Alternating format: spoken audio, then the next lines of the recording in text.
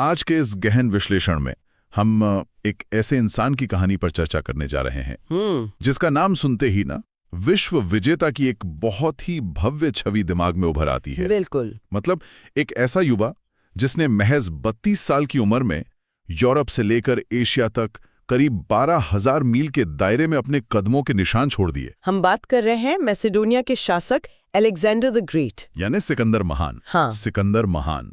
और आज की हमारी इस चर्चा का जो मुख्य आधार है वो है स्टडी IQIS हिंदी का एक बेहद विस्तृत ऐतिहासिक विश्लेषण जो मैसेडोनिया से लेकर भारत तक के उसके सैन्य अभियानों का पूरा दस्तावेजीकरण करता है। सही कहा। और ये दस्तावेज वाकई बहुत गहराई में जाते हैं। और हमारा मकसद भी यही है, सिर्फ ये जानना नहीं कि उसने कौन कौन से युद्ध जीते, बल्कि उस कैसे और क्यों की गहराई में उतरना है। आखिर कैसे अरस्तु के एक छात्र ने दुनिया के इतने बड़े हिस्से का नक्शा ही बदल दिया। और ये सफर वाकई बहुत ही अकल्पनीय है। जब हम इन ऐतिहासिक दस्तावेजों का विश्लेषण करते हैं तो सिकंदर की कहानी महज तलवारों और युद्धों की कहानी नहीं रह जाती। तो फिर क्या है? ये लीडरशिप, कूटनीति, मानव मनोविज्ञान और यहाँ तक कि एक हद तक ना चरम जिद की कहानी है। आज के इस विश्लेषण में हम उस भू राजनीतिक उथल पुथल को भी समझेंगे जिसने न केवल प्राचीन सभ्यताओं को टकराने पर मजबूर किया बल्कि पूर्व और पश्चिम को हमेशा के लिए एक नए तरीके से जोड़ दिया। बिल्कुल, इतिहास की दिशा ही बदल गई। तो चलिए एकदम शुरुआत से शुरू करते हैं। मैसेडोनिया की राजधानी पेला। साल था 356 ईसा पूर्व। राजा फिलिप द्वितीय और उनकी पत्नी ओलिम्पियाज के यहाँ सिकंदर का जन्म होता है।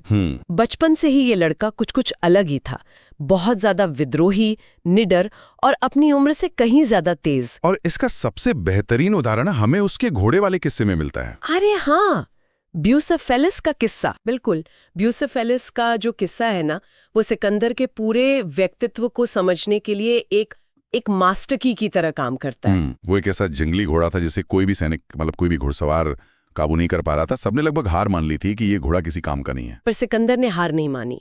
उस समय उसकी उम्र महज 12 या 13 साल रही होगी। सोचिए, सिर्फ 12-13 साल। हाँ, और उसने बहुत बारीकी से गौर किया कि वो घोड़ा असल में लोगों से नहीं बल्कि अपनी ही परछाई से डर रहा था। ये चीज किसी और ने नोटिस ही नहीं की। और यही वो ऑब्जर्वेशन स्किल थी जो सिकंदर को बाकियों से एकदम अलग बनाती थी।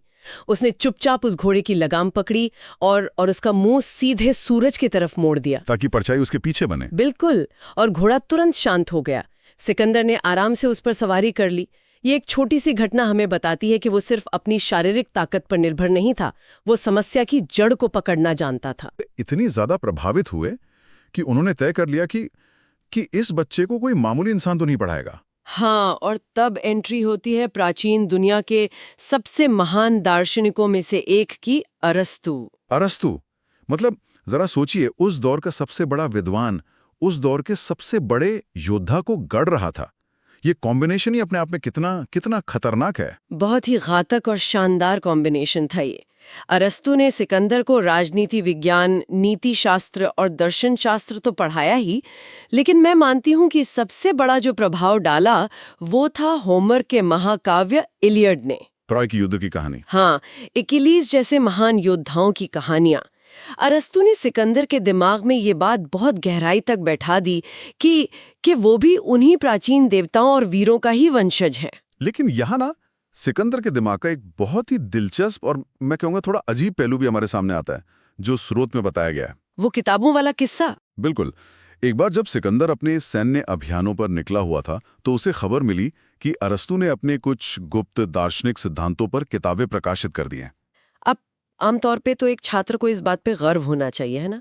साधारण छात्र होता तो जरूर खुश होता, लेकिन सिकंदर ने तुरंत अरस्तु को एक बहुत ही कड़ा पत्र लिखा और उसमें उसने ऐतराज जताया। हाँ, उसने कहा कि आपने जो ज्ञान सिर्फ मुझे दिया था उसे पूरी दुनिया के सामने क्यों रख दिया? अगर वही ज्ञान सबको मिल गया तो मुझ में और एक आम इंसान में क्या फर्क रह जाएगा? मतलब वो उसे सिर्फ सत्ता ही नहीं, ज्ञान पर भी पूरी मोनोपोली चाहिए थी। वो खुद को बाकियों से एकदम ऊपर, एकदम अलग मानता था। और उसकी यही मानसिकता, यही क्रूरता तब जमीन पर उतरी जब महज 20 साल की उम्र में उसे गद्दी मिली।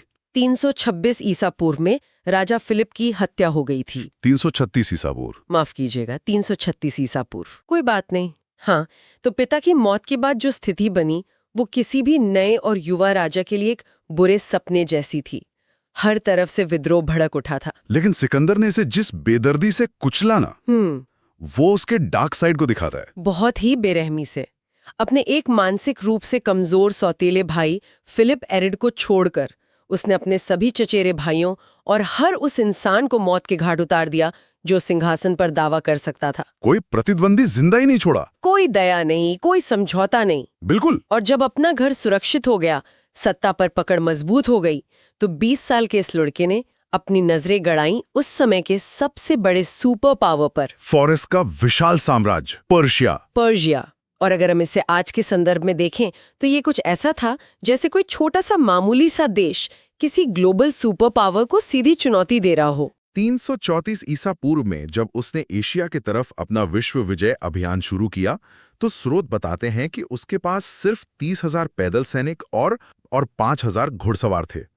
इतनी छोटी सेना के साथ इतने विशाल साम्राज्य को जीतने का विचार ही मतलब पागलपन लगता है। पागलपन तो लगता है, लेकिन सिकंदर के पास दो ऐसी चीजें थीं जो फारस के पास बिल्कुल नहीं थीं।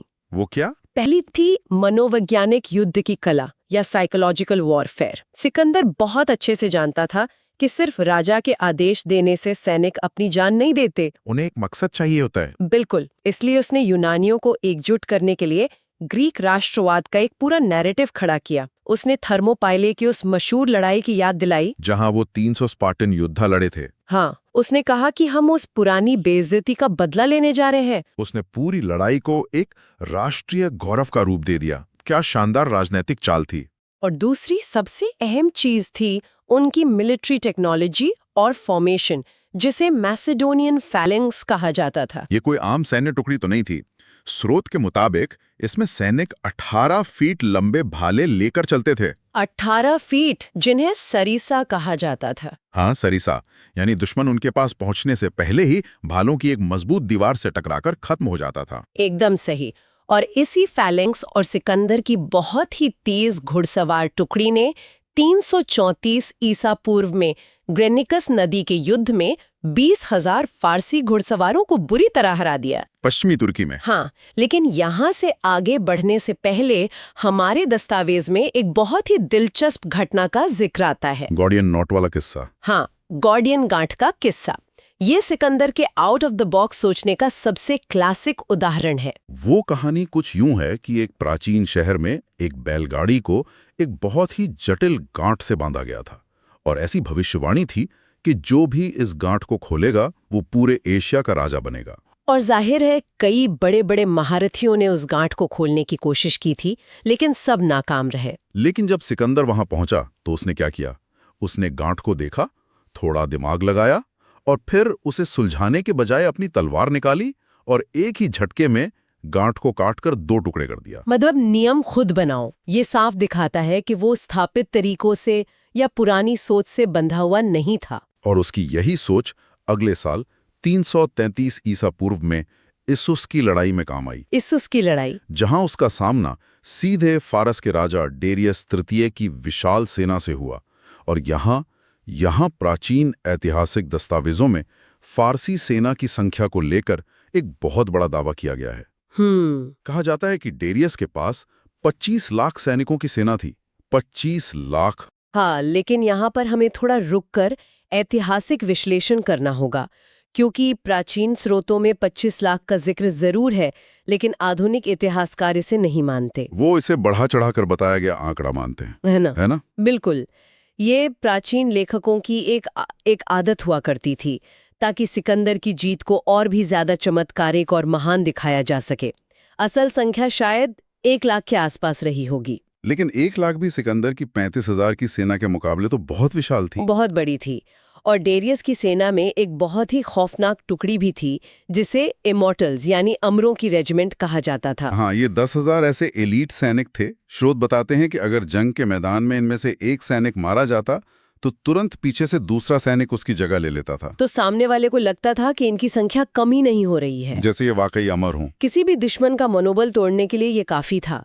तो फिर मैं सोच रहा था सिकंदर ने इतनी बड़ी सेना को हराया कैसे? अगर हम रणनीति को देखें तो उसने सेना को हराया ही नहीं, उसने सीधे राजा को निशाना बनाया, डेरियस को। हाँ, सिकंदर जानता था कि अगर वो पूरी सेना से लड़ता रहा तो संख्या के आगे वो हार जाएगा। इसलिए उसने अपने सबसे बेहतरीन घुड़सवारों को इकट्ठा किया, एक वेज या तीर के आकार का फॉर्मेशन बनाया और सीधा डेरियस के रथ की तरफ पूरी ताकत से हमला कर दिया। सीधा राजा पर वार। बिल्कुल। डेरियस इस अचानक और आक्रामक हमले से पूरी तरह घबरा गया और वो मैदान छोड़कर भाग निकला। और जैसे ही फारसी सेना ने अपने राजा को भागते देखा, उनका मनोबल टूट गया, पूरी सेना बिखर गई। ये वाकई एक जीनियस चाल थी। लेकिन इसके बाद सिकंदर ने जो किया वो मुझे और भी ज्यादा चौंकाने वाला लगता है। फारस के पास भूमध्य सागर में एक बहुत ही ताकतवर नौसेना थी, और सिकंदर के पास कोई बड़ी नौसेना नहीं थी। बिल्कुल नहीं थी।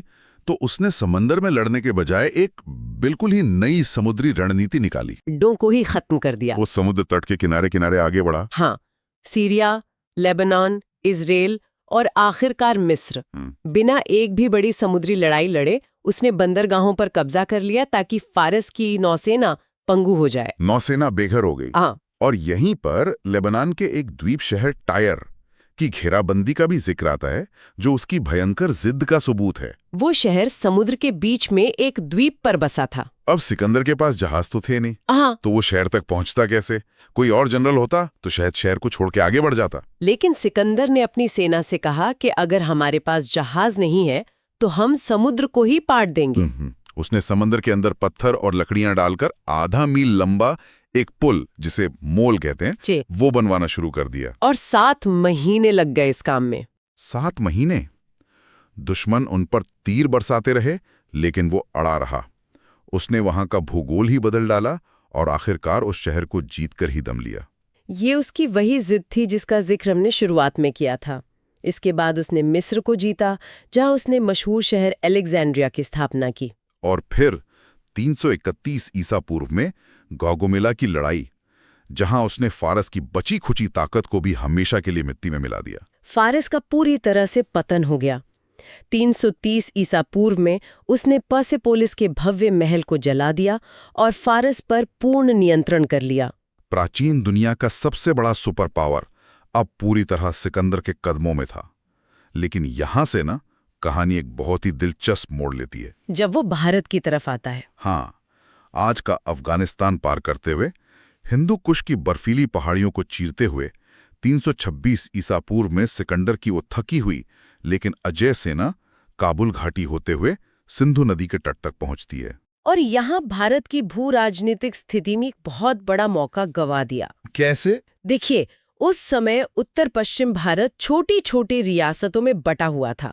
अगर ये रियासतें एक हो जाती तो परिणाम कुछ और हो सकता था। लेकिन तक्षशिला के राजकुमार आभी ने तो लड़ने से पहले ही आत्मसमर्पण कर दिया। स्रोत बताते हैं कि आभी ने सिकंदर को 5000 सैनिक और 65 हाथी भेंट किए, सिर्फ इसलिए क्योंकि वो अपने पड़ोसी राजा पोरस से बदला लेना चाहता था। आपसी दुश्मनी। बिल्कुल।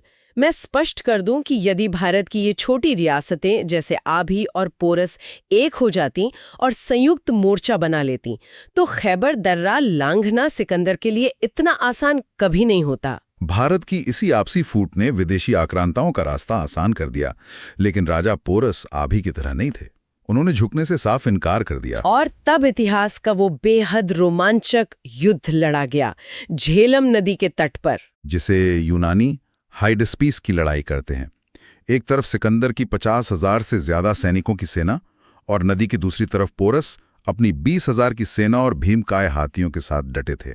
वो मॉनसून का समय था, तूफान आ रहे थे और नदियां उफान पर थीं। और सिकंदर ने यहां भी अपनी कूटनीति का बेहतरीन इस्तेमाल किया। उसने कई दिनों तक पोरस को इस भ्रम में रखा कि वो नदी पार नहीं करेगा, और फिर एक रात तेज तूफान और बारिश का फायदा उठाकर वो अपनी सेना का एक हिस्सा लेकर नदी के दूसरे किनारे से चुपचाप पार कर गया। लेकिन नदी पार करने के बाद यूनानियों का सामना उस चीज से हुआ जिसने उनके दिलों में दहशत भर दी। पोरस के युद्धक हाथी। यूनानी घोड़े हाथियों की गंध और उनके विशाल आकार से बुरी तरह घबरा गए थे। ये कोई आम लड़ाई नहीं थी। कीचड़, बारिश, हाथियों की चिंगाड़, ये एक भयंकर कत्लेआम था। लेकिन सिकंदर के अनुभवी सैनिकों और उनकी जो बेहतरीन फॉर्मेशन थी, उसने आखिरकार बाजी पलट दी। पोरस बहुत बहादुरी से लड़े, लेकिन बंदी बना लिए गए। और जब उन्हें बंदी बनाकर सिकंदर के सामने लाया गया तो वो मशहूर ऐतिहासिक संवाद हुआ। सिकंदर ने पूछा, तुम्हारे साथ कैसा सुलूक किया जाए? और पोरस ने आंखें मिलाते हुए कहा, बिल्कुल वैसा ही सुलूक जो एक राजा दूसरे राजा के साथ करता है। सिकंदर इस जवाब से इतना प्रभावित हुआ कि उसने पोरस को उनका राज्य लौटा दिया। लेकिन इस युद्ध की कीमत यूनानी सेना को बहुत भारी चुकानी पड़ी। हाँ, स्रोत बताते हैं कि इस लड़ाई ने यूनानी सेना को शारीरिक और मानसिक दोनों तरह से तोड़ दिया था। जाहिर है, लगातार 12 साल से वे लड़ रहे थे। भारत की प्रचंड गर्मी, लगातार होती बारिश और पोरस के हाथियों से हुए युद्ध का जो आघात था या कहें PTSD था, उसने उन्हें तोड़ दिया था। और सिकंदर तो पोरस को हराने के बाद और आगे गंगा नदी की तरफ बढ़ना चाहता था। लेकिन जब सेना व्यास नदी के तट पर पहुंची तो उनका सब्र टूट गया। उन्होंने विद्रोह कर दिया और आगे बढ़ने से साफ इनकार कर दिया, जिसने सिकंदर को वापस लौटने पर मजबूर कर दिया। और ये वापसी का सफर उसका आखिरी सफर बन गया।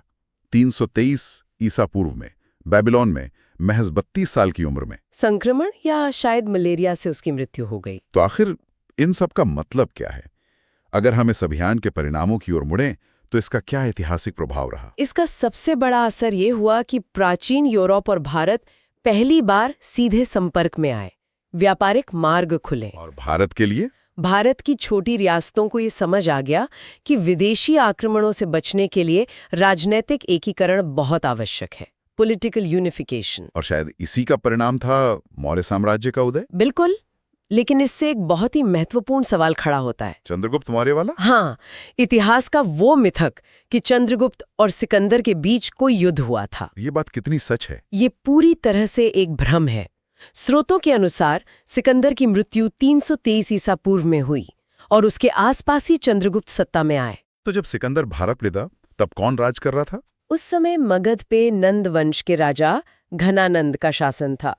चंद्रगुप्त की असली लड़ाई सिकंदर के सेनापति सेल्यूकस के साथ हुई थी, जिसे बाद में लोगों ने सिकंदर से जोड़कर देखना शुरू कर दिया। तो मतलब इन दोनों का कभी आमना सामना हुआ ही नहीं?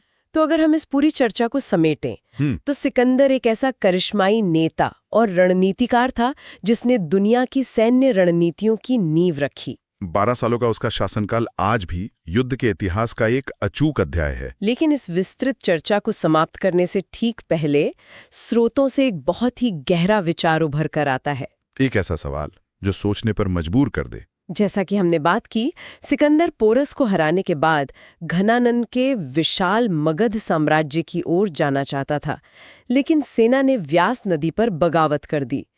अब जरा कल्पना की जा सकती है कि यदि यूनानी सेना ने हथियार ना डाले होते और सिकंदर का सीधा सामना भारतीय उपमहाद्वीप की उस अजेय मुख्य सैन्य शक्ति से हुआ होता तो क्या होता? क्या सिकंदर अपनी मृत्यु तक अजेय ही रहता, या फिर इस विश्व विजेता का रथ भारतीय मैदानी इलाकों में हमेशा हमेशा के लिए रुक जाता?